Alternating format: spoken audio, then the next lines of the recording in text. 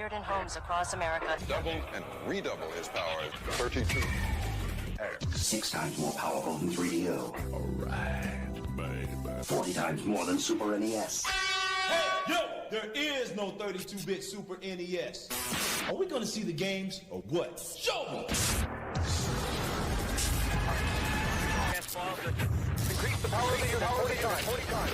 Thank you. Sega's 32X was a giant flop.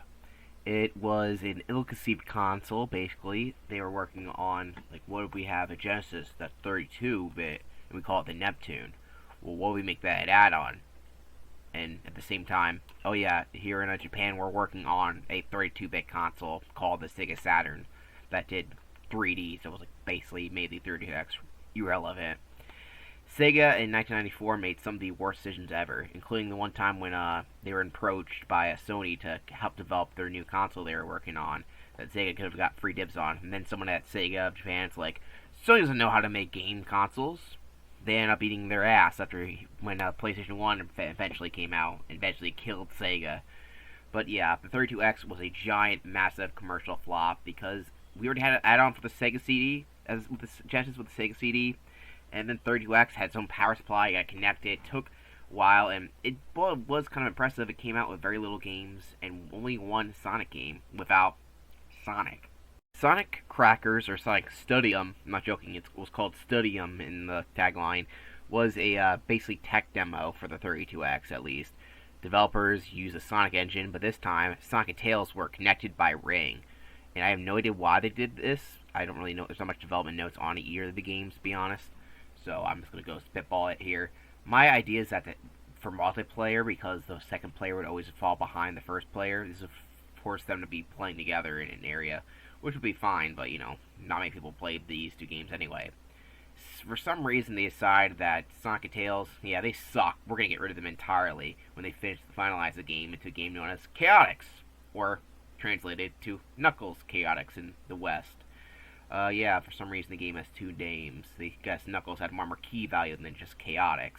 I guess it makes sense. If you can tell from the tech demo here, this was not really complete. And Sonic and Tails' code was never really erased from the game, which we'll get to in a little bit. Knuckles Chaotix is the game that they don't want you to play.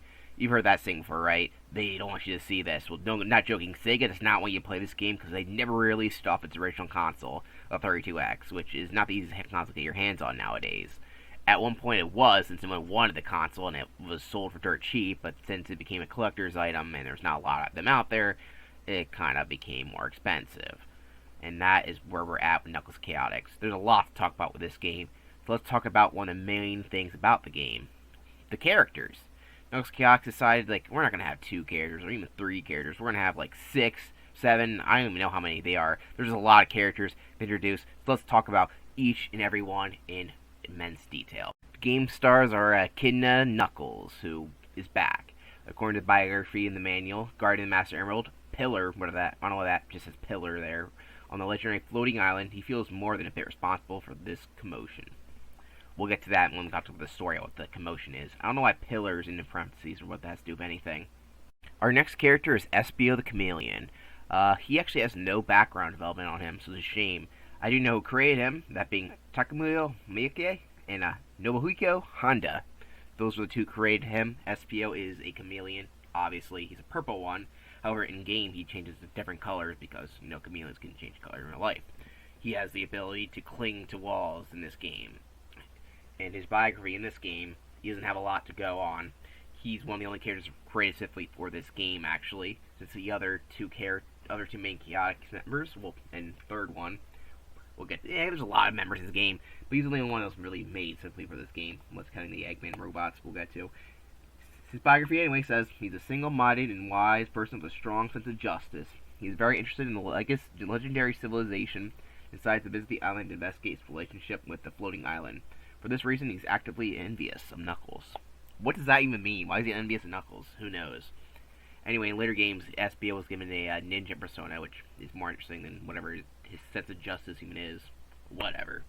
Mighty the Armadillo is a next character, and he is only in this game because the Sonic and Tails code were still in the game. So basically, they didn't do anything with Tails, but they did the Sonic one, they basically resprayed him to look like Mighty.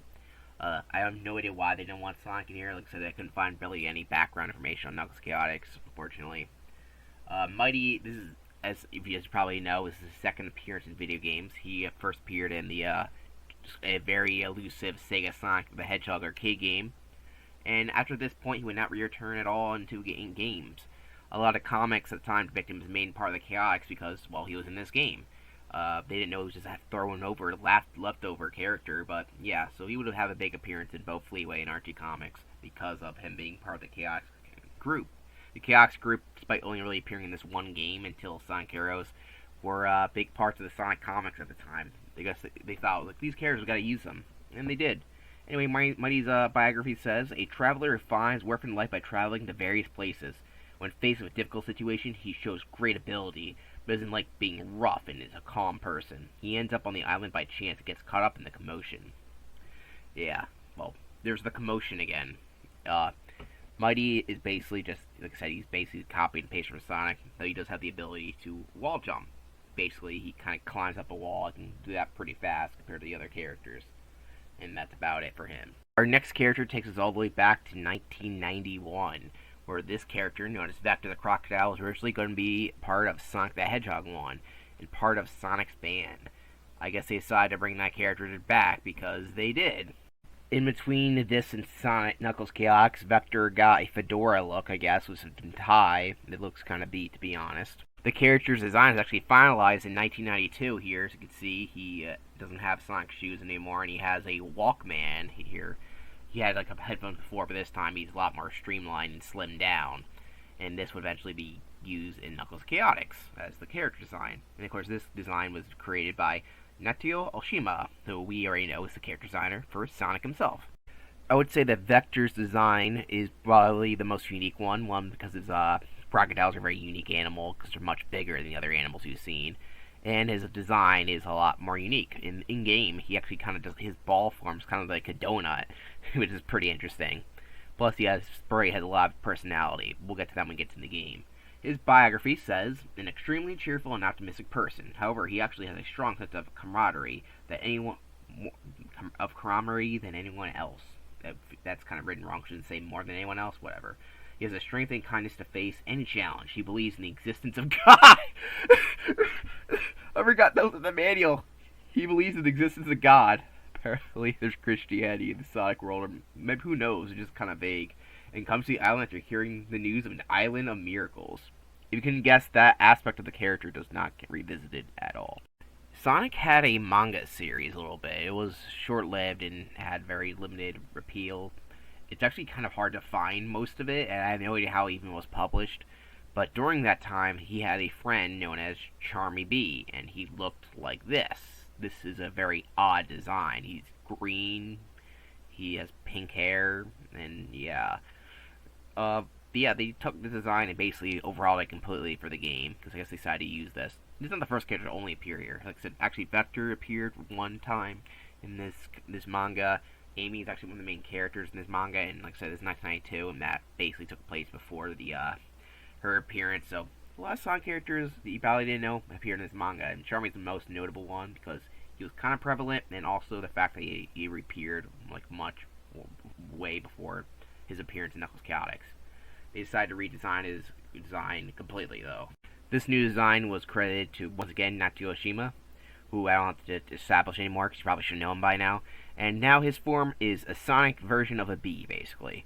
He's got a helmet that kind of is unique, because, you know, bees kind of have a helmet shape to their heads, kind of. Who knows? It kind of works, and plus makes him look a little bit more bug-like. And he's got a yellow shirt. Barry B would steal this design. Overall, it's pretty good, I would say, especially for a very unique animal. Reptiles, we've got introduced as Sonic characters, and, you know, they can translate pretty uniquely. Espio and Vector look pretty unique. Charmy, though, on the other hand, he's a bee. You know, bees are very different than other animals, but they did a pretty good job, I think, here. And here's what his biography says. He was the first insect to cross the speed of sound, and he is so proud of it that he cannot keep quiet when he denied.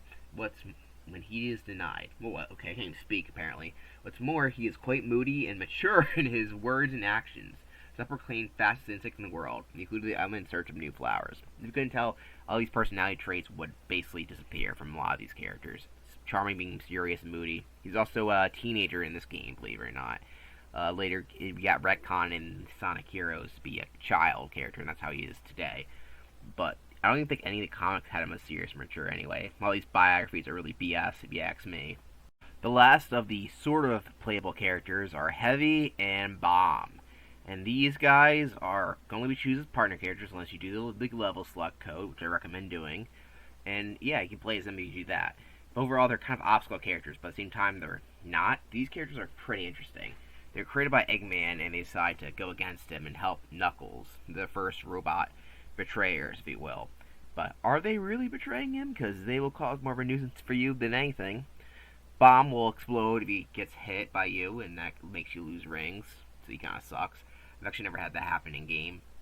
And Heavy slows you down, and that's awful in this game. Unless you're using Charmy, he's really, really bad. I didn't talk about characters' abilities for all of them, but here, you gotta know, these characters, they kind of suck, and they never would reappear, except for the comics, obviously. That's actually where I got this artwork come from, because these characters deserve some artwork, you know? I'm not gonna use a regular generic sprite. There is one last character in this game, known as Star, or Wachina by fans, and it can only be used by the level select and appears right after Mighty. Mighty, keep in mind, was Sonic's placeholder, meaning this was Tails' placeholder. It becomes a white Knuckles with a yellow face and red eyes and red gloves. And what you play in the game freezes and you can't do anything. Despite this glitch character not really that interesting when it comes down to it, it inspired two comic characters. Dr. Fentividius for Archie Comics, as you obviously can tell, he's a white echidna who's evil and kind of has red around his eyes. Very similar. And this character will kind of be revived in the IDW comics, a completely different character known as Dr. Starline, who kind of uses this thing that makes stuff kind of glitch out, sort of similar to, the original character. This, even though he's a platypus and a little different, he's still based off the Wachina because of his name, Dr. Starline. You get it? Starline, line of stars? Yeah. This is not talking about the comics, but here, just a little fun fact for you. This actually isn't the first glitch character. There's a Shura in Sonic 2. I didn't mention it because I kind of forgot. You have to only use him during the debug mode in order to get him, and doing some specific critter commandments make Sonic green with a black head, and this kind of inspired two other comic characters. That being Archie's Scourge the Hedgehog, and IDW's Surge the Teneric. And in case you can tell, a Teneric is basically the same thing as a hedgehog, just slightly different. The story is kind of weird and kind of hard to explain, but I'll try to explain it the best way possible because the translation was not very good.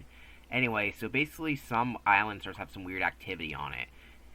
No characters are there trying to see it. Eggman gets there first, and he captures Espio, and Knuckles is there to save him. And he's trapped by the combi catcher, which also gets the other characters trapped in there, and you gotta skip. Well, you can't really save them, you kind of pick out which one you want. Also, Eggman's revived Metal Sonic. They're trying to get the power rings on the island. These rings can do something. I don't really know. It's not really explained. There's some magical entity thing here that everyone cares like, oh, there's something going on this island. And Eggman's already built a theme park thing here, and that's about it. I'm not joking. The story is that bad. And this island's known as the New Trogic High Zone. Like, what? What even is that? Or Carnival Island, or Island of Miracles. Like, what is this island called? I don't know. They can't make up their mind what they want to call it. So yeah, not only that, we're dealing with that, we're also confused with, well, the main gimmick. It's not explaining the story. You think it would be, but all the characters are just forced to hold rings, and there's a combi catcher, which traps them, and you gotta use a claw machine to get them out. Huh? So the story sucks, but how's the gameplay? Well, it's, well, let's talk about that. Well, you start off with a tutorial area. You got a force tutorial too, which you can skip. I highly recommend that because the game really isn't that complicated. It has most of the same mechanics as your typical Sonic game, but kind of weirdly janky. Like curling into a ball doesn't really work as well as it does on inslants, and a character behind you will kind of move you around, and jumping in the air can be kind of a hassle. A lot of times you can do interesting momentum-based stuff, but it's kind of hard to pull off, and overall you're carrying a weight behind you the whole time. And now instead of having our 3 buttons just jump, we have one jump button, which is our C button here, And our B button has a control option for your secondary character, whoever you choose to have. Doesn't really affect you much unless it's one of the Eggman robots, which are not recommended to get. Essentially, if you hold B, you can either, if you're right next to them, you can carry them and kind of throw them, but that's not really useful. Or you can make them stop in place, and they can pull you, and then you can, yeah, it doesn't really work that well. It kind of does, and then sometimes it doesn't, and yeah, pressing the your A button will make the character jump back at you to your spot and get through the rings. It kind of showcases how bad the gameplay design is, the fact they had a button when the main button be the one that makes your character get reset because of that. Also, this can happen where you're just kind of stuck here and you can only use that one button to not get stuck. Yeah, great gameplay.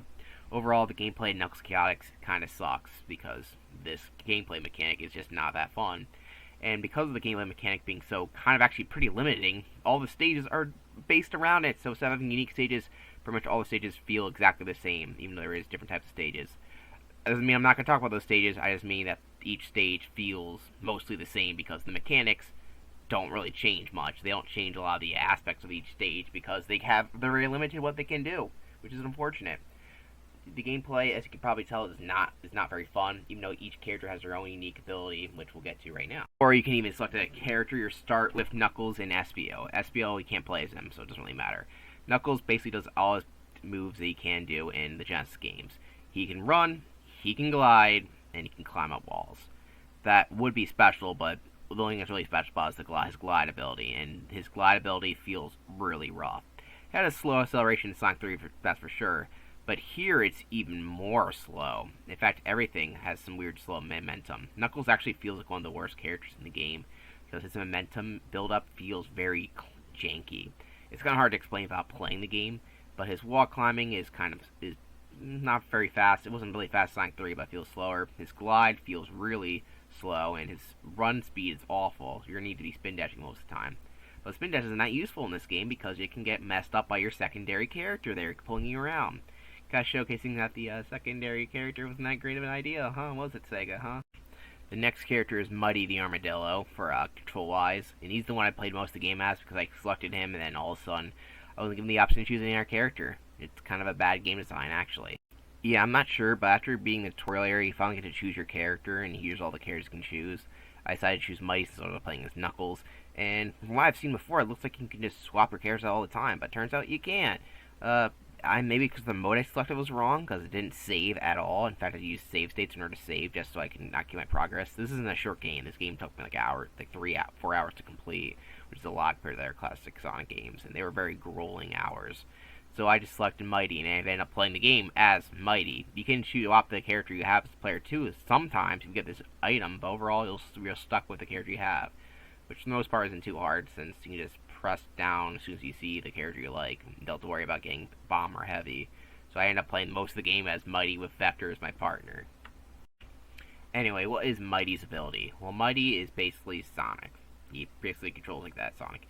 His momentum is a little faster, it feels like, than many other characters, but I'm not too sure. He definitely feels better than Knuckles. Knuckles feels like the worst character in the game, even though his name's in the title. What did you know about that? Everything else about him is pretty much basically the same. He just kind of runs and does all the basic stuff in the game. His unique abilities that he can climb up walls. So one of the problems with the wall climbing abilities is most of the walls you'll get to is on a slant, and you have to do these annoying charges up over them, because it's kind of hard to just jump on it normally. Anyway, when you get Mighty's jumping ability to work right, it works fine. Charmy has the ability to fly. He is the most broken character in the game, if you didn't know. He can freely fly wherever he wants and doesn't give a damn. Like, you press the jump button, he just flies any direction, and like really fast. Basically an air dash in anywhere he wants to go. And even characters like Heavy, who I'm using here, makes his game a breeze. Look how fast I'm able to complete this level with just Charmy B. I was able to complete this level like less than a minute, which is not how these levels usually go for in Knuckles Chaotix. I know this is the first level, technically speaking, but at the same time, it's kind of insane. He breaks the game, and at the same time, it's kind of the best way to play the game, because the game is kind of broken about it. He doesn't have to deal with any of the mechanics, the weird momentum of Knuckles Chaotix. So if you want an easy way to beat the game, there you go, play as Charmy B. That was literally, I'd speak the level. SBO looks cool. When he spins, he literally spins. Doesn't even do like a little dash like everyone else does. His ability is that he can walk on walls. I can walk on walls. Can you walk on walls? And even the ceiling, but that's very useless for the most part. Overall, though, when it comes to the mechanics, he's able to deal with that, so his abilities aren't really that useful since every other character can climb on walls, so SBO is the most useful character in the game. Vector is one of the best designed characters in the game. On his sprite works pretty good. He basically does most of what everyone else does, just not as good.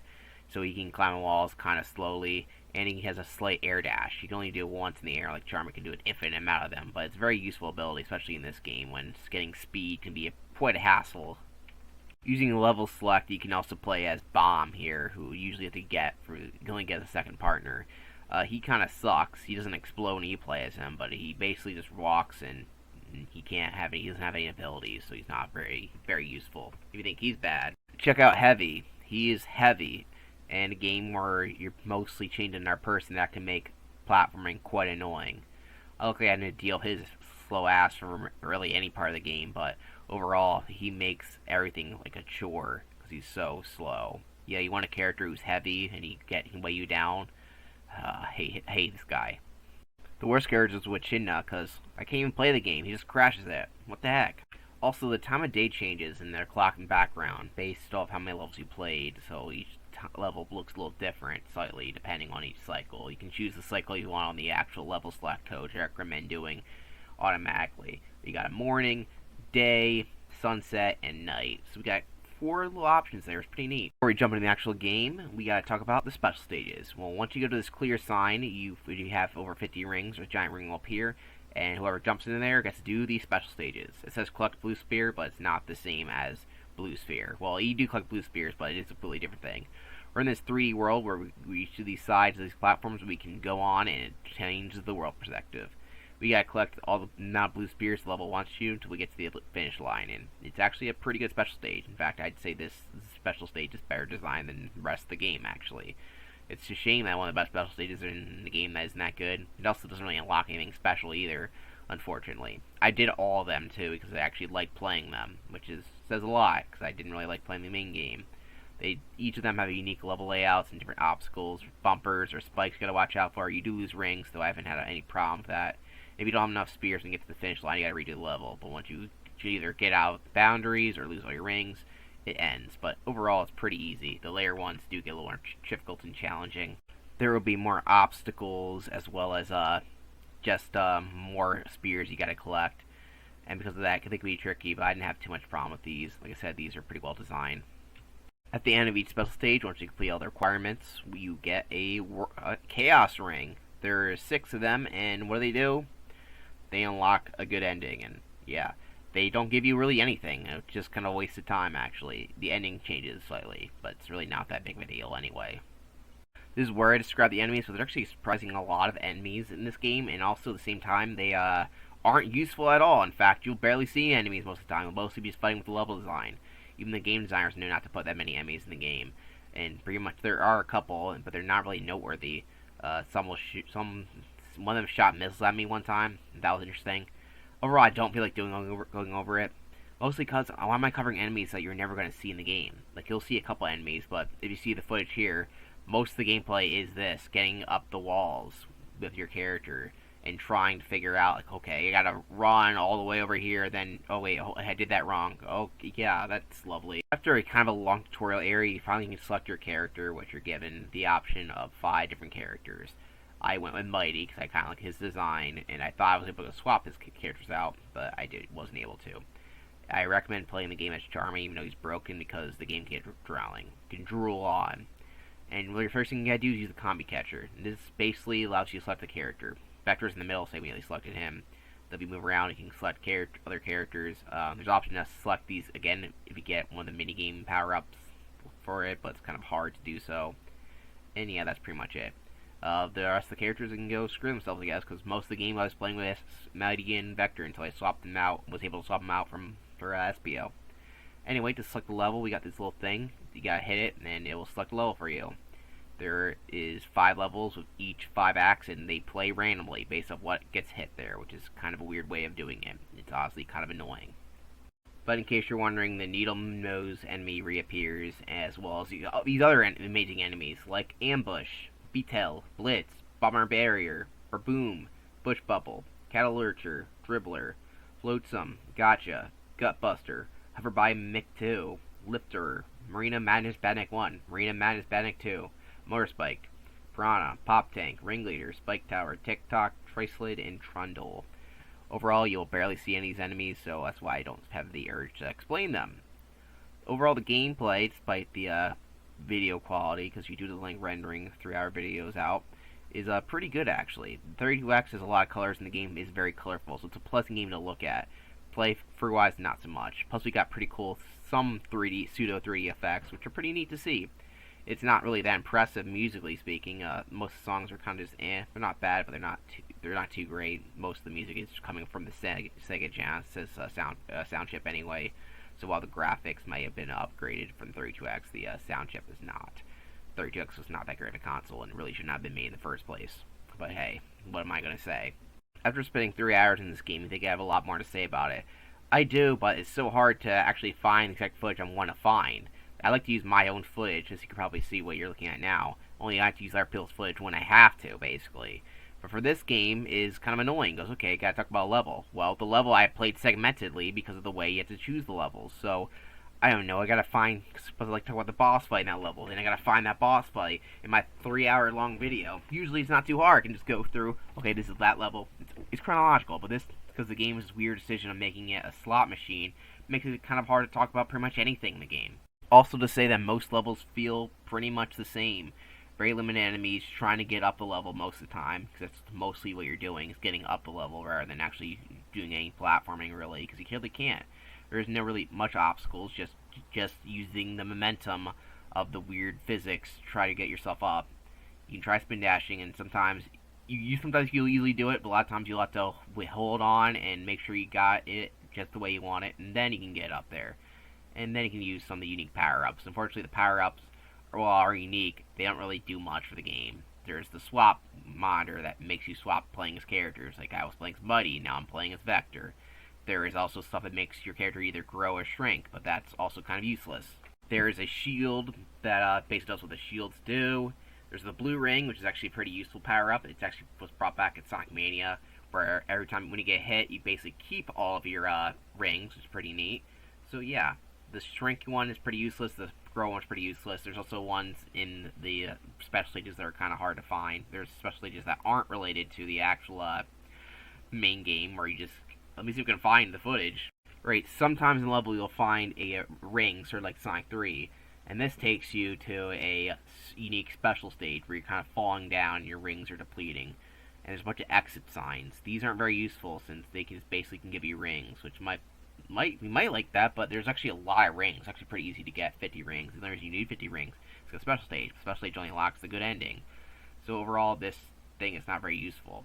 You can get certain power-ups like points, and the combi catcher allows you to go to the combi catcher, and other weird things that, I don't know. There's just so many power-ups in this game, but most of them aren't even that useful. It's a sad thing. One of the power-ups you get here is the stage selector. Basically, your stage selector machine will move slower, and you can select the stage you want.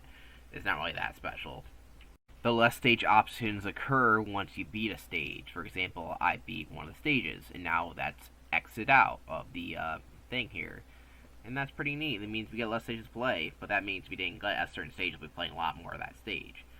Overall, it's just sometimes we'll be playing one stage, sometimes you won't play one stage at all until the very end. It's just not a very good system. Let's talk about these stages, just because, we might as well. The first stage you play is your tutorial area, known as Isolated Island. Basically, this teaches you some of the mechanics of the game that you're going to be forced to use, like the bungee, tethered stuff. And this has weird sections. Every time you beat a section, you get transported back to another part. It's a very slow, monotonous stage. It's not really fun to play. It may teach you the mechanics, but since you're kind of forced to play this all the time, it kind of sucks ass.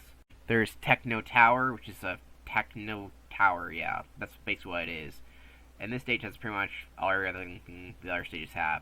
Like elevators, these moving, swimming platforms are basically, they appear in different types, but they appear in every level. And basically, they slowly move you from one part of the stage to the other. And each time, they're about as fun as the last time you had to use them.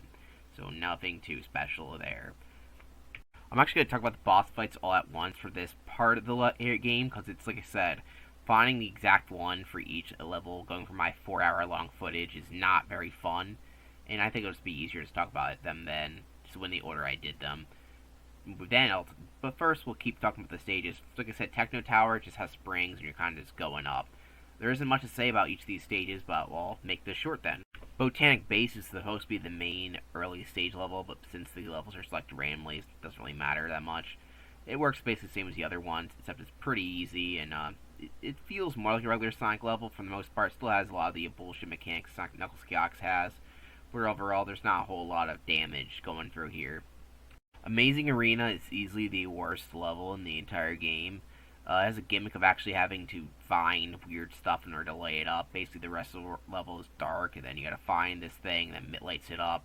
And overall, it's pretty monotonous, because finding this thing can be difficult. It's easy the first time, and then later on, in Act 3, in particular, makes it sort of like a nightmare to find. Here, pretty easy. Oh, now it's all lit up. It kind of looks like a mess in here now, but whatever. You have to find this in each level. If not, you'll actually get saying you didn't do it, so you get to redo this level over again. And in this game, that's like makes you want to kill yourself, essentially, because this is not a fun level to replay. Amazing Arena sucks. I hate it. Like, what's this clock even do? Actually, I was kind of confused because it kind of looks like it's like timing something, but no, it just lights up the area. So whatever. Thanks, Knuckles Chaotix. I sure love you. Speed Slider is definitely my favorite level of the game. That's not saying much. Even though it's not that great, it has the speed of the game. Sonic Knuckles Chaotix has a lack of speed, mostly due to the fact you're stuck with a character tethered to you. But Speed Slider actually has a lot of areas where it feels like you actually can get that typical Sonic speed that you're lacking in most of the game. Plus, this roller coaster theme slide area kind of fits the carnival style that the whole game was kind of going for. Well, it feels like it's going for. The last stage is Marina Madness, which, despite its name, is not a water level, thank goodness. But it has a lot of these floating boats and stuff that you have to go down under, and yeah, not down under like Australia, but just go low and then go high. It plays basically the same as other levels, so it's really nothing noteworthy. And if you do it this way, the boss fight is pretty easy, but the way it wants you to do is basically annoying as hell. And that's the only time they actually use the mechanic of the tether system at all during a boss fight. Just as one boss, and that's it. When you get to the 5th act at the end of the level, we get this little mini cutscene, which is actually kind of shocking to see, actually. There's nothing like that the rest of the game. In fact, there's very little any storyline other than the actual thing. So here's some of the boss fights, if I can find all of them. This is Botanic Base Boss. They don't have great names. This is one of the worst boss fights. You know, it would be your first one based off the level selecting of the game, but whatever. And Eggman, you have to figure out how to get yourself up there to hit him. The easiest thing to do is using your A button to get your character out of there. Even though it wastes your rings, it doesn't really matter because it's a lot easier to do it that way. Like, screw it. It's actually a lot easier to do it that way. And even though it's not the main way of doing it, I recommend doing it that way. There is this weird boss fight known as the Amazing Arena sub-boss, where this Eggman thing is attacking you through a TV, and you gotta throw up your partner at it. And basically using that throw up partner ability is pretty broken for these boss fights. Good thing there's not a lot of boss fights, because, you know, they'd be pretty broken. I did lose my partner here, but once I figured it out later, it was pretty easy. Techno Tower's boss fight is also pretty basic. You go up the elevator like most of the level, and you just kind of gotta hit the guy in the middle. He has arms, but yeah, other than that, like I said, also you can throw your partner, which makes it pretty easy. You hit it center, and that's about it. Very basic boss fight. These boss fights aren't even worth talking about. Marina Madness boss fight is pretty basic, but first it's kind of confusing. He's kind of trapped himself in an emerald, and you gotta avoid it. And then after this weird phase of just avoiding it, he'll eventually get rid of the emerald, and you can hit the guy. And once that happens, it's pretty basic. You just kind of hit him over and over again, and using your ability to use your partner as a shield, basically to throw them at them, makes this boss fight pretty basically easy. Speed Slider has this weird merry-go-round boss fight that you gotta hit the thing in the middle while avoiding the spiky carousel things at the bottom. Only your partner will have trouble with this boss fight, but they instantly die. Like I said, these weren't really well designed for even the partner. The bottom of the stage also kind of moves you to the right, so keep that in mind. Other than that, it's really not hard. It's pretty basic. The Amazing Arena boss fight isn't really difficult either. I don't know if it's supposed to be a real Eggman or not, because he starts off as a projection, kind of, set-wise, but maybe use some technology. Essentially, you just gotta hit him over and over again, and you can use your partner to throw him at you. Also, he spawns in the enemies that you barely seen in the actual level, and yeah, that was interesting. They don't even drop actual animals in this game. They just kind of just pop. Really well designed. You can tell this game was really well thought out. Anyway, once you're able to defeat all the levels, you go to your level select, and all of a sudden, it is, well, change a little bit. Well, what are we supposed to do here? Well, Metal Sonic appears. Yeah, Metal Sonic's in this game. He's actually the main boss of the game, oddly enough, despite the fact that Sonic's not even in the game, and he just flies into this machine, and you just gotta hit him, basically. You gotta make sure it lands in the X, and it gets... But the other things will basically create obstacles. Obstacles aren't really hard to deal with, like this one, which is a spike wall. Ooh, scary. If you hit it right, you should pretty much destroy it. You gotta destroy all the little level areas. It's kind of fun to destroy this machine, because this machine caused me so much anguish. Eventually, you should be able to defeat him, because, you know, it's not that hard of a boss fight. And once this happens, the machine just gets destroyed, and we no longer get to see that awful level select. Bye-bye, see you later. But uh-oh, Metal Sonic is damaged. So what is Eggman gonna do? Well, he's gonna use this giant ring he has to, either manufactured or found or something, who knows. The story of this game isn't very well known. He presses some buttons and he uses it to help his Metal Sonic gain ultimate form. And what form is that? Why, it's this horrifying thing. This is Metal Sonic Kai. This is an upgraded form using the World Rings, I guess, even though I collected them. So, looks like the World Rings don't really do anything. It's actually kind of confusing what they even do. Looks like the story of the game is basically bullshit and doesn't help me with any of these lore stuff. You think Sonic 1 and 2 had basic bare-bones stuff. How about this game? It has some of this weird stuff going on, with very little of anything connecting between each piece. This boss fight is pretty easy. He has 3 different phases. The first phase I immediately got destroyed in his arm. His other arm tries to crash down at you, and you just gotta hit it after it's done, like, hitting at you and swatting at you. Pretty lame. The only problem with this boss fight is your partner here, my partner being Espio this time, likes to get hit a lot for some reason. Every time he gets hit, you lose one of your rings. Like, come on, you loser. And after that, he'll shoot a laser at you, but it's pretty easy to dodge. You just don't jump up, and you just gotta wait for it to go away, and then you can jump at him again and just do it over and over again until the boss is done. And yeah, that's about it. Really well designed boss fight. It looks cool as hell, but at the same time, it's pretty easy. So after waiting for like ever and doing dances, you can finally are able to defeat him by jumping into the boss, and that's it. That's Knuckles Chaotix. That's really just how it ends. Wow, exciting. Yeah, Knuckles Chaotix is not the best game in the world. And well, we have the rings, and they do something. I don't know. They say cool. Wow, amazing. This is the good ending. Sonic and Tails decided they were going to finally show up. And don't look at Sonic too much, because you'll realize that he has tan legs for some reason. You guys didn't do jack shit. Why are you there? I know I sound grumpy, but this game took a lot out of me. It's a lot longer than the other games, and at the same time, it was so repetitive since all the levels basically play the exact same. It was just kind of a gruel to get through, unfortunately. While a very unique game, at the same time, you can kind of see why Sega doesn't re-release this game. They really should, because it probably would do better on modern consoles rather than having to emulate this thing. At the same time, who really gives a shit? The bad ending for this game is kind of hilarious, since we failed to collect the Chaos Rings, even though I did. This person didn't. Eggman gloats, be like, ha ha ha, I'm missing my legs now, and I've got one of the rings, and we don't even know what they do. But what it basically does if you don't have them is that Metal Sonic in this new form takes over the world, and this is what you get. Lovely. Isn't this a lovely picture? So what people thought the Sonic 2 Game Gear bad ending was like dark. Look at this. He basically burns the whole world down. What the hell? Also, Amy has a hidden cameo in the sound test. Just thought I'd mention it. Let's talk box art, because people like box art talk, maybe. Sonic Knuckles Chaotix has one of the weirdest box arts. It's on a speed slider area. Vector looks off-model and weird, and there's a weird cord instead of the stars in the game for their rings. Knuckles looks okay, but there's a weird alien. People say this makes no sense. It's actually kind of in the game, just a really weird way to showcase the game, Knuckles Chaotix, but whatever. The PAL version is basically the same, except flipped and actually showcases the characters of the game, you know, kind of the main driving force of this game. Some people like the 32X one, but I think it kind of looks lazy as hell. Why'd I say 32X Japanese one? Just the spray works, but smudged to hell.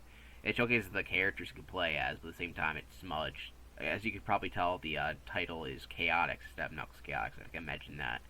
But yeah, the game's known as Chaotix in Japan. And also the console's known as Super 32X. Woo! Before I talk about the game price, I gotta talk to you about the Sega 32X prices. As you can see, it's not the cheapest console compared to the Sega Genesis. It's around $150 console, basically.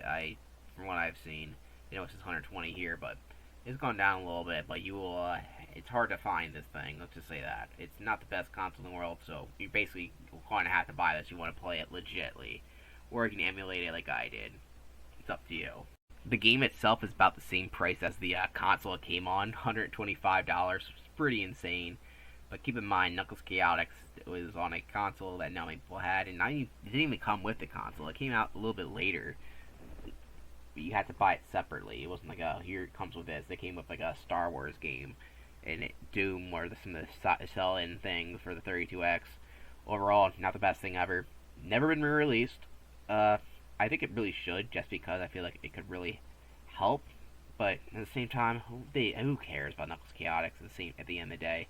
It's an important game for adding new characters, but when going all over it, it just showcases that there's not a lot going on in this game. The game was just flawed from its concept, and it just showcases a lack of actual care on Sega's part. They could have had a great killer app Sonic game, but so we had one that introduced a lot of cool characters, and you look and stuff like that, but when it gets down to gameplay, it lacks a lot. Like I said, if Knuckles Chaotix maybe got some treatment, maybe the game could have been ranked higher, but it's a long slog of a game. Slog is the best way to describe the game. It can be really boring and repetitive after a while, and that's why it's the bottom D tier. Even Sonic 2 8-bit adds some more fun going on in it. Chaotix has its moments. The multiple different playable characters, unique playstyle is definitely its high point, but the fact I wasn't even able to swap them out easily is kind of a big problem, if you know what I mean. It's a unique piece of Sonic history, but besides that, it's not really worth playing back to. Unless you have a 32X, you have no reason to really look it out. Curiosity's sake, that's about it. Playing all the way through is definitely not worth it. If you're going to play, I recommend using a level select code. This you play as any character you want, as well as any part of the level, rather than having to do this other stuff. And that's the only way I can recommend it. Good special stages, art, music's okay. The way the game looks is pretty fine. But overall, we're seeing a decline in the Sonic franchise right from this point. Well, that's it for this game. See you next time. Oddly enough, usually recording these takes me a while. This time, actually playing the game took me forever. I'm just so glad I'm done with this game. What's the next game? Oh, Sonic Labyrinth. Yay!